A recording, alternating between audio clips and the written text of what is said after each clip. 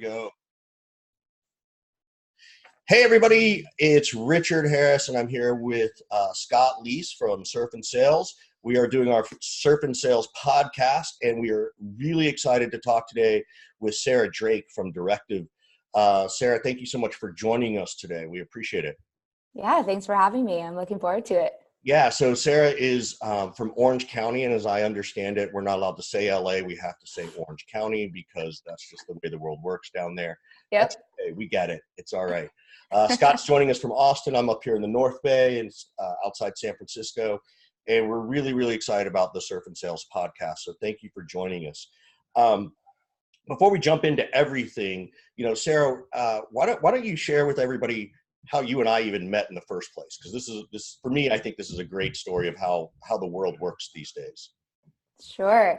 So early on in my career, I wanted to build up my network with sales professionals in the space. So I connected with Richard Harris and was following his content. He posted a post and said, if you ever need any help with sales, here's my cell phone number. And I was like, bold move. Put in your cell phone number on the internet? Like, okay. He said, call me. I bet you people won't call me. I'm always up for a good challenge. So my colleague Kyle and I, we called him, but he didn't answer. So I kind of was like, let's kind of mess with him and see, it'll be memorable. Let's do that. So I left a voicemail pretending like he was a doctor. So I said, Dr. Harris, 15 minutes after my scheduled appointment and the office door is locked. I'm kind of confused. What's going on here? I have an appointment with you. Pause. And I was like, just kidding. It's Sarah Drake and Kyle Willis from Directive. Saw your post on LinkedIn. We've been connected for a while. Would love to have a conversation with you, pick your brain, get some feedback from you on what we're currently working on. And so now I refer to him as Dr. Harris, and we've just kind of built this relationship over time. And so I just think that is a hysterical origin story. One of my favorite from early on in this job too. So that's great. That feeds Richard. Scott was rolling his eyes because he hates when I do that, because I watched him do it once and then I've taken it to a whole other level. So yeah, I didn't ask people to call me. I asked people to text me. There you go. Yeah, see, I'm a little bolder than Scott. Well, maybe, but there's also a generational thing there. I'm a little younger and hipper. You still use the phone. Right, exactly. So I want to go a little bit back. I know, Scott, you had a question for Sarah about her origin story, so I'll sort of let you start there. Yeah, I'm just always fascinated in general by how people got into sales.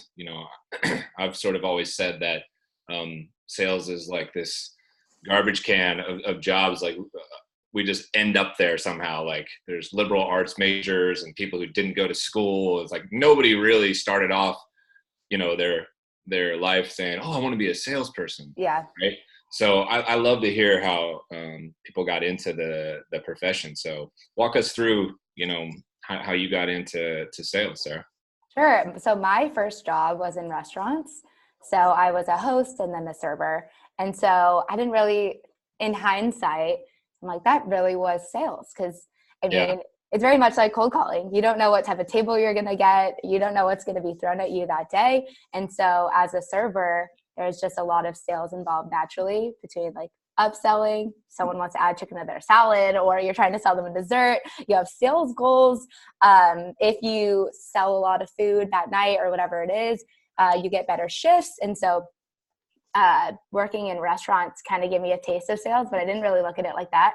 I went to Cal State Fullerton. I was a business major, but I was more towards marketing. So I didn't emphasis on marketing. Did you have any sales courses offered to you at all in your? Actually, yes. Really? And so we could take 2 electives. And so you could take like sports marketing, you could do like some other niches of marketing.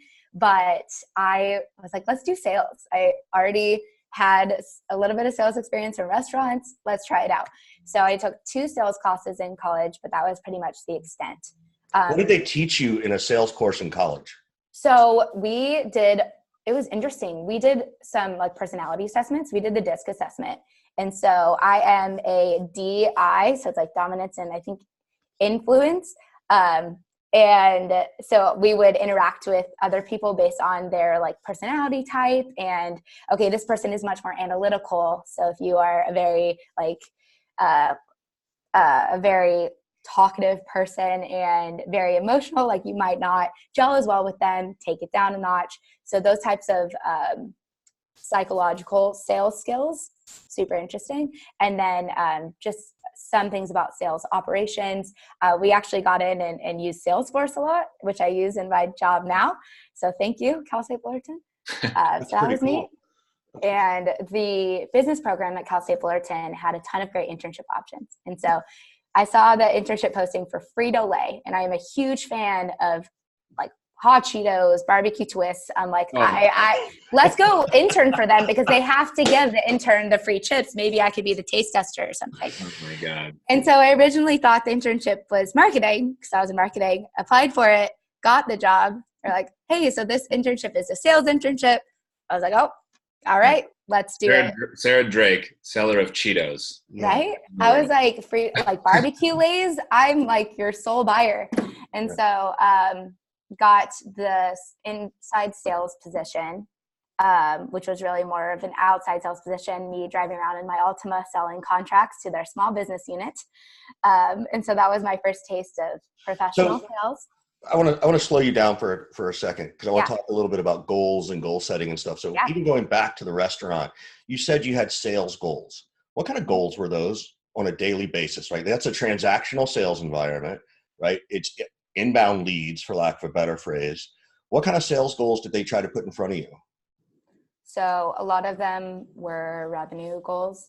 So if you're selling like $800 to $1,000 worth of food in the day? Yeah, a day. So a shift or whatever. Okay. Did they explain to you like how they came up with that number being the meaningful kind of quota number? Just curious. They just would set it really high, and it was a lot of times it was as a team. Like, hey, tonight we want to sell $10,000 worth of food, or maybe it's a new restaurant menu item that they're trying to push. Right. Let's sell 15 of these and we all get a free meal or whatever it might be. So it was always some sort of like competition or goal that we were trying to hit, whatever it might be. And did they want you to push the alcohol more because the margin is higher there, or how did that fit into it? Like, because you know, you have different products and services, for lack of a better description, right? Mm-hmm.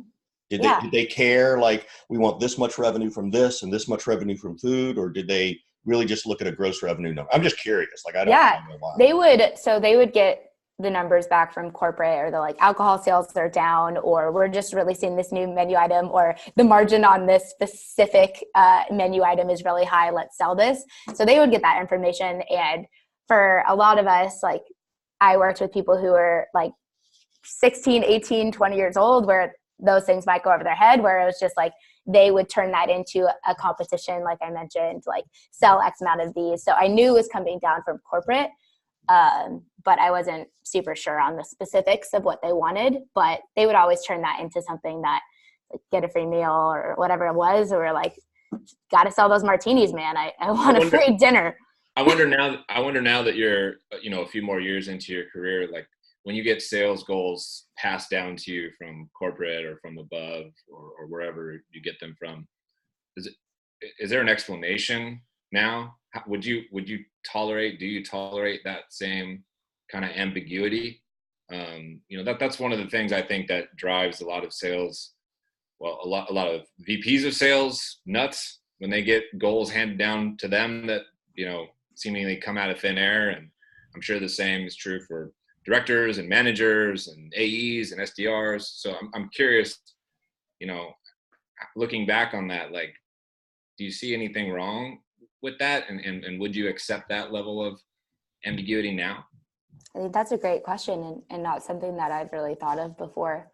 I think when you work in a restaurant, you feel a little more like a cog in a machine, like just a server, and there's so many different levels of management when you're on the front lines. And so you just kind of take it because you need to, or if you don't follow the rules and you just don't get shifts. So now I work in a more lean team. So I'm very close with management in the sense that they're very transparent and very open about goals. And so comparing the two, it's really interesting. Whereas before it was like, okay, this is how a job works. It was my first job. Management tells you what to do. They tell you the goals. You can ask questions, but it might not be in your favor. Whereas now, working in a smaller organization that's growing together, it's really nice to have the other side of things where I can ask those questions. I can be transparent with them. And are they transparent back? Do they say, well, hey, Sarah, that's a great question. Here's how we got to this number?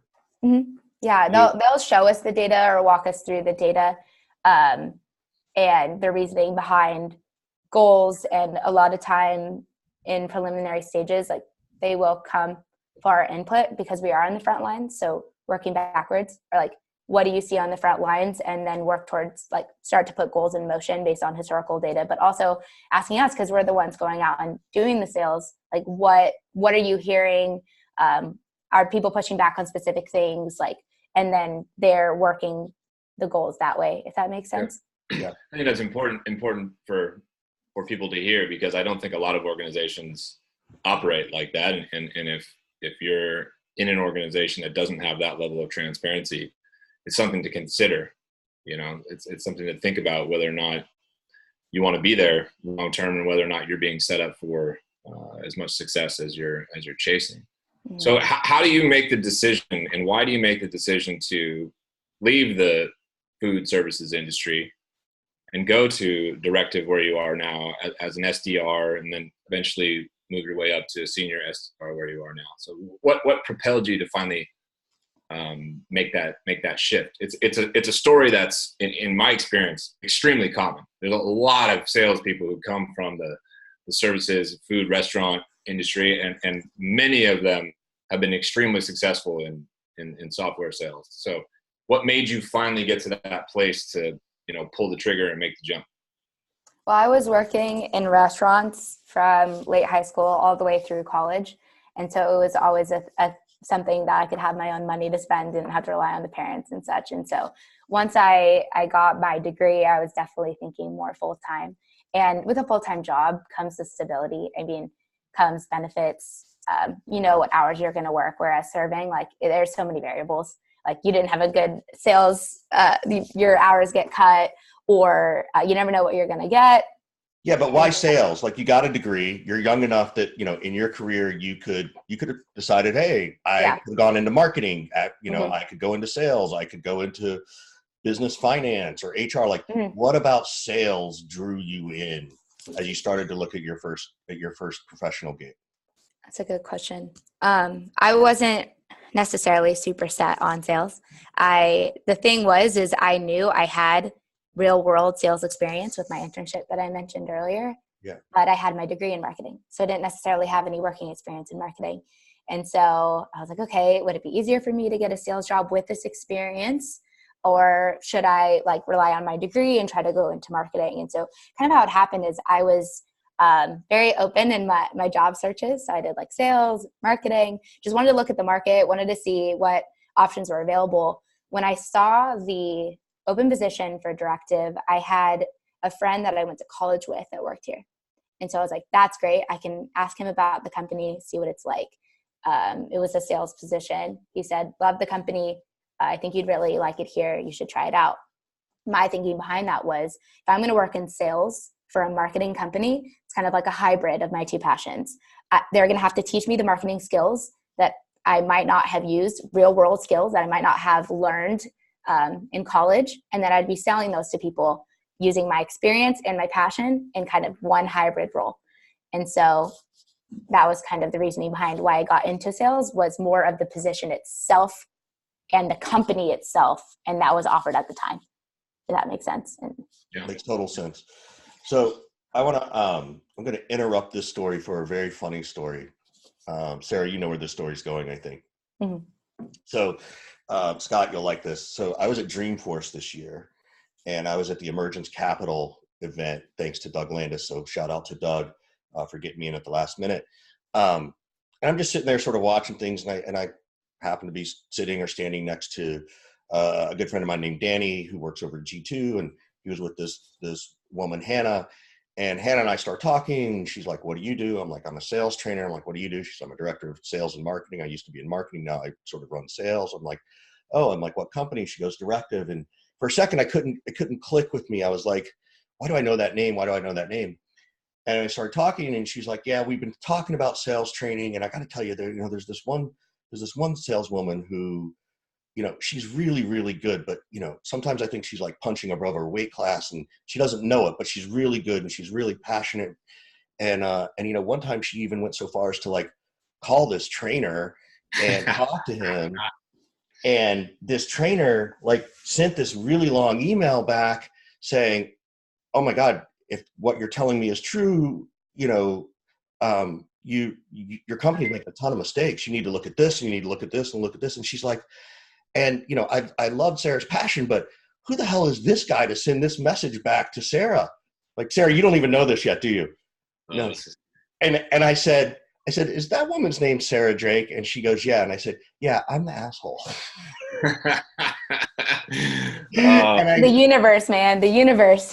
Yeah. And so, and the reason I tell this story is because, one, it's hilarious, but two, like, we talk about Silicon Valley being a small world or sales being a small world, but here I am at like the world's biggest sales conference, right? Like literally Dreamforce. And out of sheer randomness, I'm running into somebody. And Hannah and I had a good laugh about it. Like, I think, I said, and I sort of called her out on it. I'm like, well, you may not like what I had to say, but is it true? And she's like, well, there's another side to the story. I said, well, of course there's another side to the story, but that doesn't change the fact that this isn't happening or this isn't happening, at least. And I said, at least perception is reality. Like, you may have a different opinion, but you somewhere internally, you guys got to work this stuff out, whether it's me or somebody else. So I know that, we met, Sarah. Did you know that was part of the story? I didn't know that was part of the story, No. But when she had told me, I was like, what a small world. I mean, Dreamforce is not a small conference. That is for sure. No. So the odds of that. Yeah. So anyway, so I'm that guy who sent that email to you, who then you shared with your boss, who then was like, who does this person think he is? Who's this Richard guy? Anyway, I want to come back to your story a little bit more about sales. And the one thing I want to point out to other people who are listening or watching, which is, I love that you sort of said, hey, I'm coming out of college. I've got this degree in marketing. I think about sales. I think there's a lot of people in that world, right? Coming out of college, and they're not really sure where to go. And the one thing I want to remind people too, and this is for executives as well, for those of you hiring or moving into the SDR role, that's your gateway drug. Like, that's your gateway into this business world.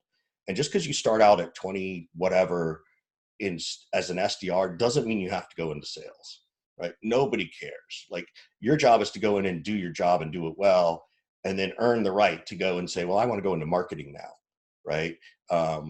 So I just want to make sure that people understand that the SDR role, at least in my opinion, isn't sales only. And companies love to present it that way for career advancement, but that's very short-sighted on their part. So I wanted to sort of, one, pause and give you that advice, Sarah, but two, also to those listening, like, don't think SDR means you can only go to an AE role. So, but also make sure you heard what Richard said when he said, earn the right. Because I think we've all been around people who come in a particular role, really want this other role, and then after like 2 weeks or one good performance, like, okay, I want to go to this other role now, and that's not the right way to maneuver, right? And tenure doesn't matter either. I don't care if you've been there a year or 2 years. If someone else comes in and does it faster and better than you, I have to respect that. So, tenure matters a little bit, but not as much. So Sarah, I want to shift a little bit, sort of move, you started doing some of your own social branding, right? You've spent some time on LinkedIn, either writing posts, responding to people, doing videos a little bit. Like, what was your first thing to go, okay, I'm going to try this? Like, what made you even go, I think this is part of the game? I had always loved social media, like whether it be Instagram, Snapchat. I just love that you can connect with anyone across the world and stay in contact with people, your good friends or what have you. And so when I first started this career, I saw people posting all the time, other SDRs posting. And I was like, why am I spending my time on all these other social medias that aren't going to move my career? So what I did was this is actually kind of funny. I deleted all other social media from my phone, not the accounts, but deleted the apps. And only, so I wanted to like try it out. And so I only had LinkedIn on my phone. And so if I wanted to go on social media, I wanted to like, post, comment, and do all the things that I love to do on the other platforms, I would only allow myself to do it on LinkedIn. And so that kind of spurred me to always comment on people's stuff. They would comment back in mine. I would meet people like you. And I was like, this platform, yes, it's a business platform, but that doesn't mean you can't get the same human connection and do the same things that you're doing on the other platforms on this platform. So the more I started to comment, like I call it the snowball effect. It's like the more I commented, the more people commented back, the more likes my post got, the like more conversations I was having, the more people I was meeting, the more like podcasts I was able to be on or Zoom calls of learning from people. And so I think it all started with me just like heads down, putting everything I could into the platform. So that's how it started. Scott, you chimed in when you heard she's cut out all the other social media. Explain that a little bit, right? Like, because, explain it particularly to me since you're so much younger than me. Right? Well, there's two schools of thought for me. And one of them is just like trying to eliminate distractions and all about the efficiency and all that. Right. And I think that for the purposes of this conversation, that's like the main reason that I love it. I mean, I can't even tell you how many times I've tried to give that advice to people who work for me. Don't have to delete your account. Just like take it off your phone, right? Stop. I tell people all the time, like, stop looking at videos on Instagram and start connecting with people on LinkedIn. People are always asking me like, how did you get so many connections on LinkedIn? And your posts get looked at so much. I'm like, well, I made a point to make a habit out of connecting with people, not goofing around on, Snapchat and Instagram and all of these kind of things. So, YouTube. And yeah, all of it. So like I've deleted deleted. I'm down to Twitter and LinkedIn and Facebook. And I'm like 95% sure I'm deleting Facebook altogether on January 1st. And then there's like the other part of me that is just like going to get riled up about politics and how, Facebook's ruined everything for so many people. Yeah, but I'll leave that part out, Richard. Yeah, no, we don't need to go down that path. Yeah. So Sarah, you said, you were following people. Who are some of the people who are the people you like to follow? Because I think everybody who does podcasts or LinkedIn or looking to build this always likes to find somebody new to listen to or to learn from. So who do you like listening to and learning from? I really loved the Sales Development podcast by David Delaney, Tenbound. He was one of the first sales podcasts that I listened to, and his voice is very nice to listen to. He has a great voice, and also the sales content he was putting out, I resonated with because it was solely focused on sales development. Sales and sales development can be two different things if you're driving pipeline as an SDR versus selling contracts for free-to-lay.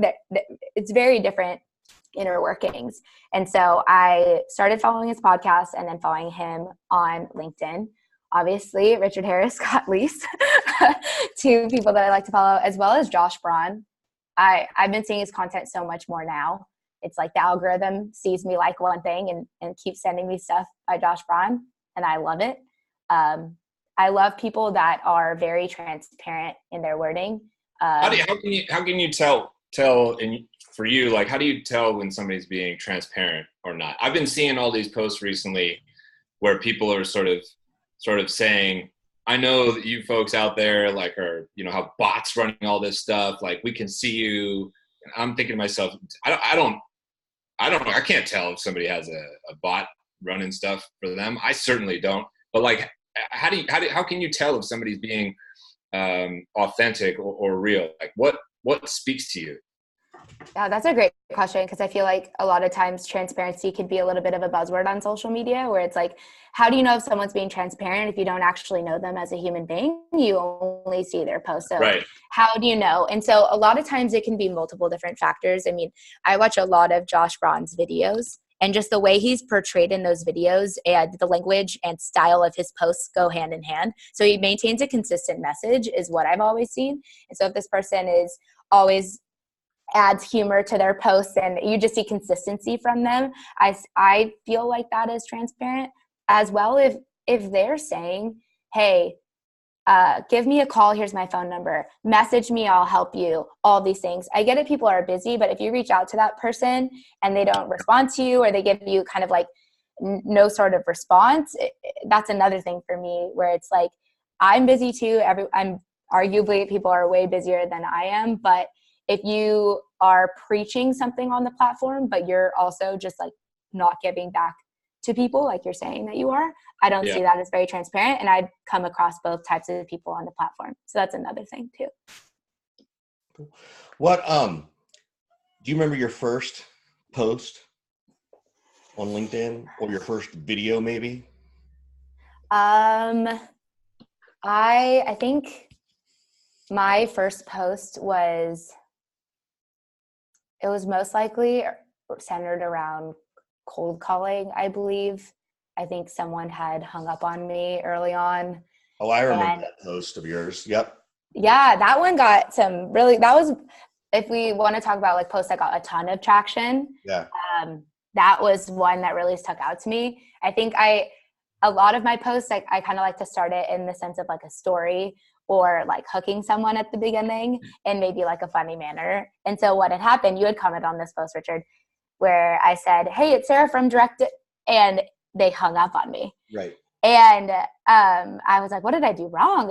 Like, were they just having a bad day? Was it my voice? What is it? And at the end of the post, had said, I didn't do anything wrong. Like, I was doing my job. Like, what would be wrong with me is to let that stop me from picking the phone up again. That would be wrong. And so I kind of at the end asked just like a very open-ended, like, what do you think about this? And it went off. I think people just really resonated with the fact of like, you can't always control if someone's going to hang up on you, but like you can control whether or not you're going to let that affect your entire day. Because it has affected me negatively before, and I didn't want that to happen. And it was cool that it resonated with so many people. So yeah, I think anybody in sales can relate to the rejection and the like having to protect your self-confidence and all that kind of stuff. And so it makes sense to me that kind of post would resonate. People love those stories, and they love to kind of share and like the group wallow just for a second, and then get picked back up by everybody who's like, that happened to me too. Shake it off, right? We all kind of, as a community of people, I think, thrive on that kind of back and forth and that kind of interaction. How do you, Sarah, what are 2 or 3 things, if you're having a down day, if you want to give people advice who are getting started in sales and they are having that initial rejection, right? First, second week on the phone, or maybe they've been really successful, but now they're in a slump. What are the things Sarah says to Sarah to keep herself going? I would say, Sarah, you can't control other people. You can only control what you do and how you react to what other people do. And so if I'm going into a cold call and someone hangs up on me and I feel like I didn't do a very good job, it's very easy for me to kind of get in this cycle of like, am I actually good at this? Like, is that how all my calls have gone and I've just gotten lucky? Where it's like, no, you pick up the phone again, you keep trying, you keep doing the repetitions, and know that people are going to have a bad day. And maybe you call that. It's happened where I've called that person back the next week. I was scared too, because they had hung up on me and was so angry that I called them. And I ended up booking a meeting with them down the pipeline, and a deal has closed. And so it's like, people have off days. We're all human beings. But I think the number one thing for me is like detaching from it being a personal attack on you. It's not a personal attack on you 90% of the time, unless they saw your name and hated you for some other reason. That's your own problem. But if you're cold calling them, they don't know you and they hang up on you, that's not on you. Like, just everything's fine. So what for you, what is now the hardest part of your role as a senior SDR, right? So we all have good and bad days, but like, you've gone through this this place now where, it's not about you. Seems like you know how to deal with the rejection and keep going and not lose confidence. So now that you're in the role, what's the toughest part for you? And how are you trying to get better at at that part, and what's next as you look ahead? Like, where do you want to take your career next? Yeah. I would say after being in this role, I've been in this role for about 15 months now. And I think it's when I've done my research before I call a prospect and they're checking off all the boxes of someone that needs to talk to me and needs our help, and you call them and try your best to handle all the objections and they're just not seeing it in your point of view. It's probably one of the most frustrating things in the world when you're like, you check off all the boxes as someone that definitely needs our help, answering all the questions that I asked you, and you're still not about it. You won't even take a meeting with me. I think it's those type of things where I talk to enough people who definitely need what we're selling, or like are in the same position as you are, but they're just not resonating with how I'm telling the story, or maybe it's the questions I'm asking, where it's what's worked for me so many times in the past doesn't always work. And I think that's a huge pill to swallow, where it's like each person that you call is going to be different. Just because you have tenure in a position and know what you're selling and know what they need, it's not always going to go in your favor. So what are the things that you're doing now to try to overcome that and try to get better at that point? No one's ever going to be perfect. We're all going to go like that, right? Agreed. I think for me, it's asking better questions. Whereas before I was answering questions that were easy to like say no, like, oh, do you need more MQLs? Or like, no, we're good, hang up. Whereas a question would be like, if we were able to increase your MQLs by 25% this quarter, would that impact your business? Would that get you closer to your goals? You can't really say no to a question like that. So they're saying, well, yeah, it would. And then asking maybe another question to try to like slowly earn their trust is something that I've been trying to do better. Asking better questions, asking questions that prove that I'm an authority and understand their business. Very thoughtful questions, if that makes sense. Not just like, hey, do you need this? Like, no, just asking more questions like that. I've been trying to do more, and it's been helpful. Great. And what's next? Where do you want to go next? Are you on the path towards AE? Do you see yourself one day getting into sales leadership? Do you want to eventually go back to marketing, kind of where you started, and take the thing full circle? Or are you undecided? Undecided would be a bad answer, by the way. If Richard and I were coaching somebody, don't be undecided. Pick one. I like it when someone tells me what the bad answer is, so I can stay away from it. So I appreciate that. Well, Richard thinks it's fine. I 100% don't think it's fine. So. I think you still got a little bit of time before you need to decide. It's kind of like being a freshman. You make a decision and then you change the decision. Yeah. But Scott, that's a different way to frame it, Richard. Did you declare your major your freshman year? Come on. Did you, Scott? I made a decision and then I changed it. There you go. That's all. That's all I'm saying. I was very confident in the initial decision, though. It's just a different way to frame it. Sure. Anyway, Sarah. Back to Sarah, who people really want to hear from. This is interesting. I've been thinking about this a lot lately. One of our account executives, because the normal, quote unquote, normal path for an SDR is to go to an AE and be in a closing role. But like we mentioned, the options are endless. One of our account executives was in a closing role, taking mostly inbound leads. They had actually turned him inwards. So now he is more on the referrals and upsells types of business. And he flies out to clients. It's very client relational. And we don't necessarily have like a word for that here yet, but I would compare it heavily to customer success. Have like working with clients, putting out fires if there is any, building solid relationships, being the liaison between the company and the client. And now that we're getting more clients, he's having to fly a lot of places and has a lot on his plate. And I'm like, do you maybe need someone on your team? We can call this customer success and roll with it. And so I think something that fascinates me is working with current clients talking to people who want to talk to me a little more than someone I cold call in the middle of the day on a Wednesday. And I think because I have been solely outbound as an SDR, it really excites me to be able to work with current clients and share the passion that I've shared to people who didn't even know me with people who know Directive and build on that with them. I think is exciting. We don't necessarily have a spot open for that, but I think if I try to like weasel my way in or talk about my passions, then maybe they could figure something out. Yeah, I mean, it's so much easier to grow and keep a client than it is to find a new one, right? So once you have those clients, you kind of have to do whatever it takes. My second client ever was Gainsight when they had 12 employees. My favorite story to say is I should have taken stock instead of money, but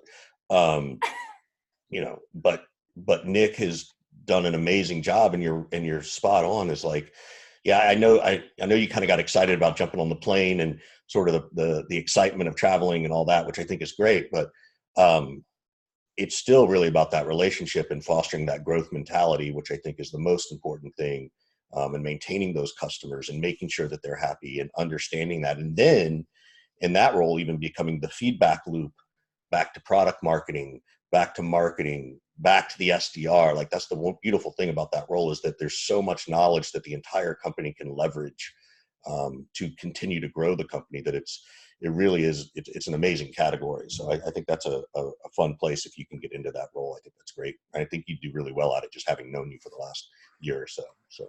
Thank you. Yeah. Appreciate the encouragement. I have a question for you, and we didn't ask you this, but you got a question for us? What can we do to help you? Like, you've been really kind to come on and give us your time to be on the podcast. So we certainly want to get back to you in a way that's maybe different than other podcasts people listen to. Yeah, I would say, what skills, like if I was to leave sales or go into a different role, like what are the top couple skills that you think are truly transferable to other positions? Like what are the skills that you learned in sales that you're like, I could really take this anywhere and do well with these skills? Maybe like one or two that stick out. Scott's going to answer this because he's managed people more than I have recently. All right, Scott. I can see him, and he's chomping at the bit. Scott's ready to jump on this one. Well, she's like, if I leave sales and go to another role, like, what's the one skill that's most transferable? And I'm thinking, well, fucking sales is the most transferable thing. So you're already working on it. Yeah, duh. Like, go be a CEO of some company. Like, you gotta sell. You go be marketing. You're selling something. So you're always selling. You're parenting. You're selling. Trust Richard and I on that one.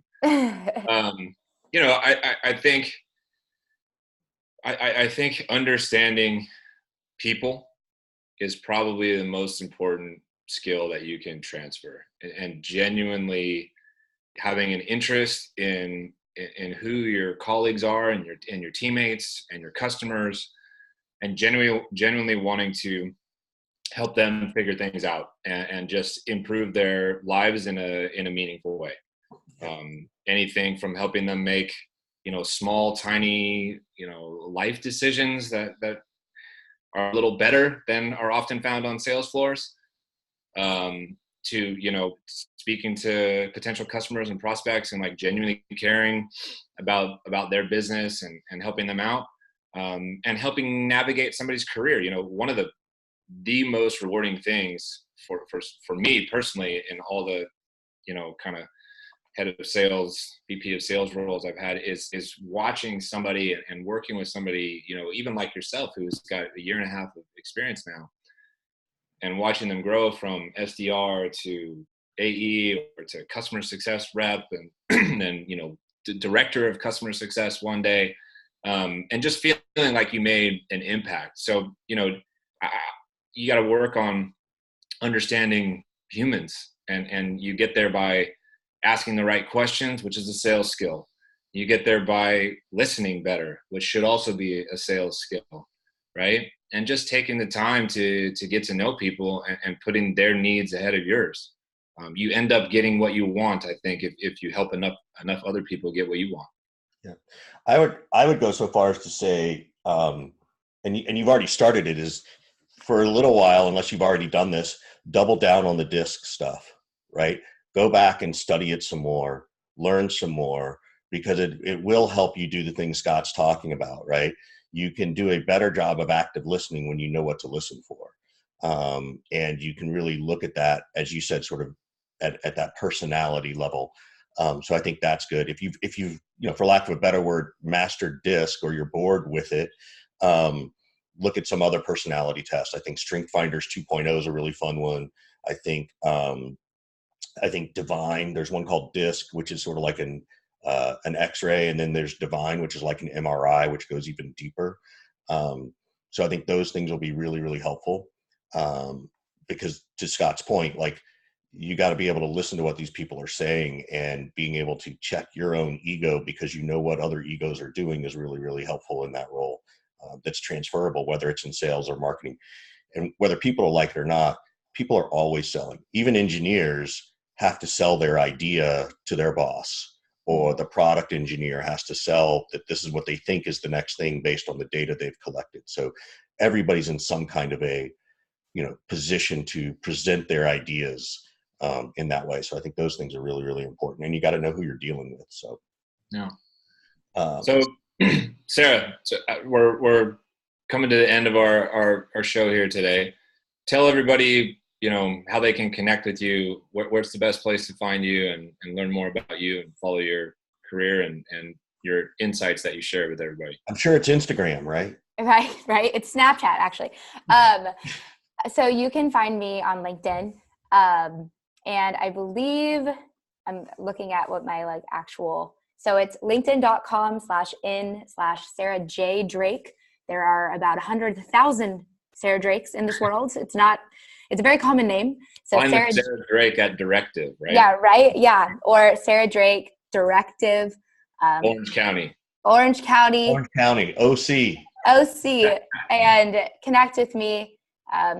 Just say, hey, I love adding people to my network, sales or whatever. But yeah, connect with me on there. And yeah. Cool. Thanks for listening.